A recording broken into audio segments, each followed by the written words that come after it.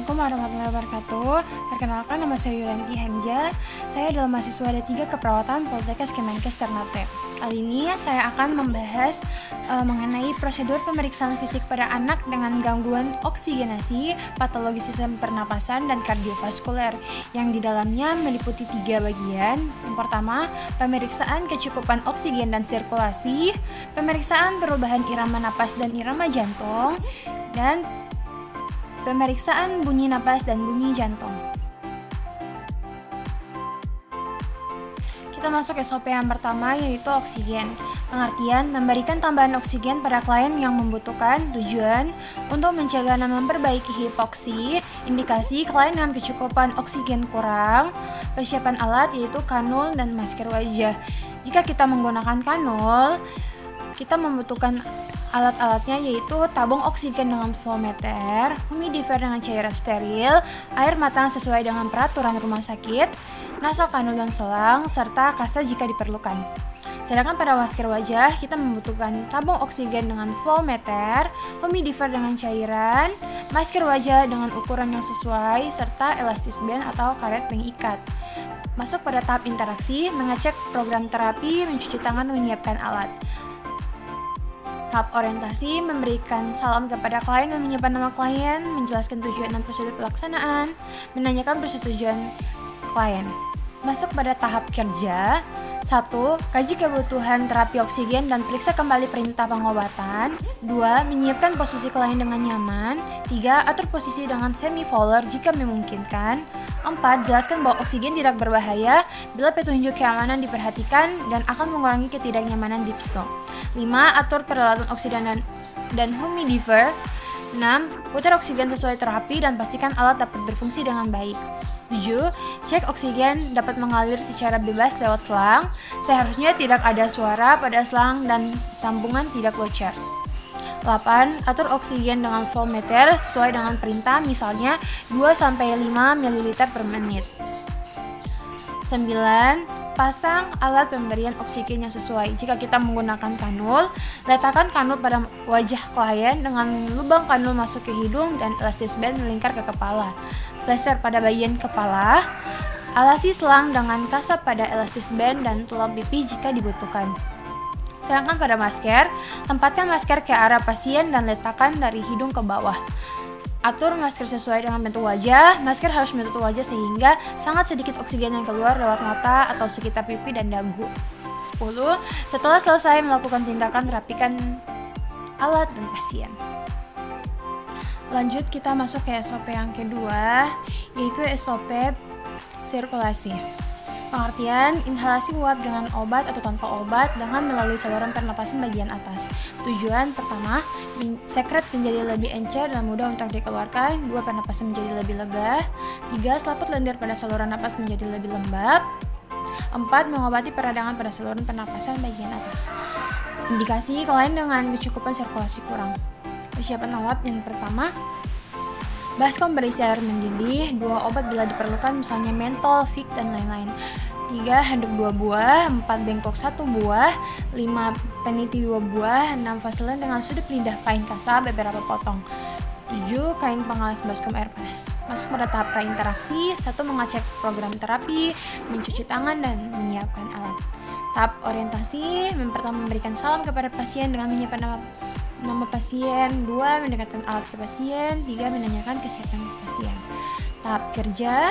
1. Mengatur posisi klien dengan duduk dengan kaki menjuntai di sisi tempat tidur atau meminta klien duduk di atas kursi. 2. Mengoles vaselin di sekitar mulut dan hidung klien, memasang handuk pada dada klien, kemudian dipenitikan ke punggung. 4. Meletakkan baskom berisi air panas di atas meja klien yang sudah diberi pengalas. 5. Masukkan obat dalam baskom jika diperlukan. 6. Menutup baskom dengan handuk sedemikian rupa sehingga menyerupai corong, kemudian mulut dan hidung klien dihadapkan ke baskom dan diminta untuk menghirup uap air dari baskom tersebut selama kurang lebih 10-15 menit. Selanjutnya, setelah selesai melakukan tindakan, bersihkan alat. Selanjutnya kita masuk pada pemeriksaan pernapasan. Tujuan dari tindakan ini yaitu untuk mengetahui apakah ada kelainan dalam sistem pernapasan, untuk mengetahui kecukupan oksigen, irama napas, dan frekuensi napas. Persiapan alat dan bahan yaitu sarung tangan, stetoskop, dan jam. Tahap prainteraksi, yang pertama mengecek program terapi, mencuci tangan, dan menyiapkan alat. Tahap orientasi, memberikan saran kepada klien dengan menyebutkan nama klien, menjelaskan tujuan dan prosedur pelaksanaan, dan menanyakan persetujuan atau kesiapan klien. Tahap kerja, menutup sampiran. 2. Atur posisi semivolar pada klien. 3. Membuka baju klien. 4. General inspection atau inspeksi secara umum, yaitu meliputi bentuk dada, ada sesak atau tidak, batuk atau tidak, ada luka atau tidak. 5. Memeriksa denyut nadi. 6. Memeriksa respirasi. 7. Close inspection atau inspeksi secara dekat, yaitu bentuk dada, scars, luka lebam. 8. Palpasi pada toraks digunakan untuk mengkaji keadaan kulit klien, adanya nyeri, tekan, massa, kesimetrisan ekspansi dada, tactile fremitus atau focal fremitus. Yang pertama, palpasi kesimetrisan dada. Letakkan kedua telapak tangan pada dinding dada, anjurkan klien napas dalam, rasakan gerakan dinding dada dan bandingkan antara dada kiri dan dada kanan.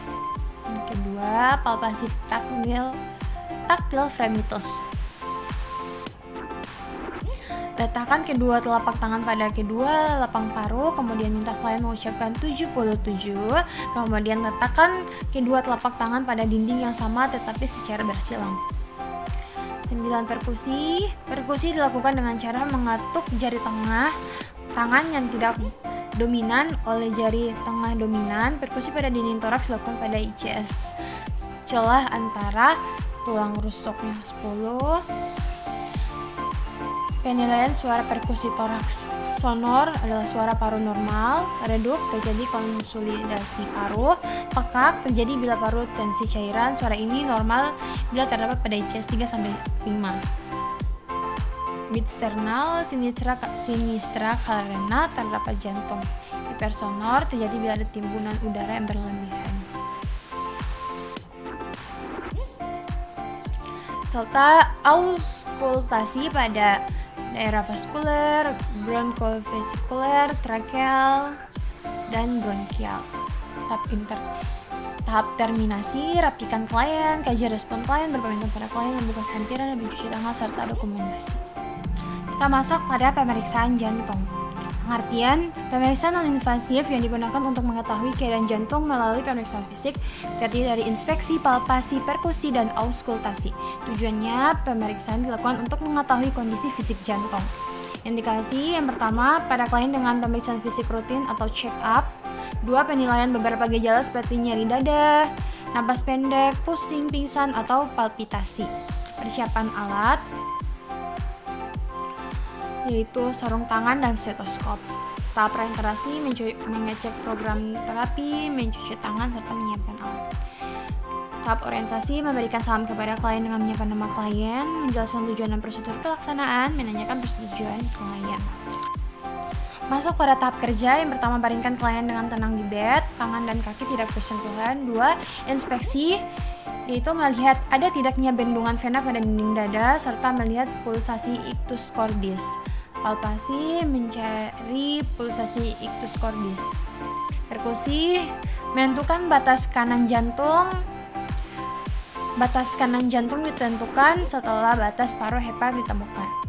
Menentukan batas kiri jantung. Batas kiri jantung ditentukan setelah batas paru atau lambung ditentukan. Auskultasi, mendengarkan bunyi jantung 1 saat katup mitral dan trikuspidal menutup. 2. Mendengarkan bunyi jantung 2 saat katup aorta dan pulmonal menutup pada masing-masing katup jantung.